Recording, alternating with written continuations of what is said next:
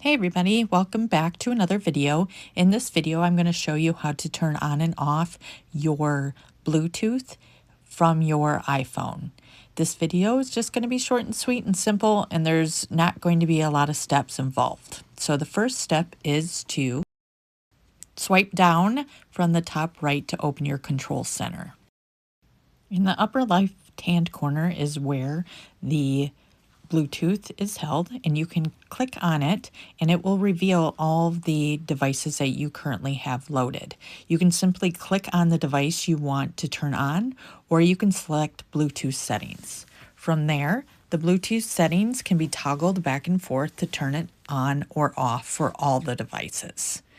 Again, if you want a specific device to connect, you would click on that specific device to have it connected. And that is the best and easiest way I know how. If you guys know a better or easier way to actually do this, let me know in the comments below. Thanks so much for watching, and I'll see you in the next video.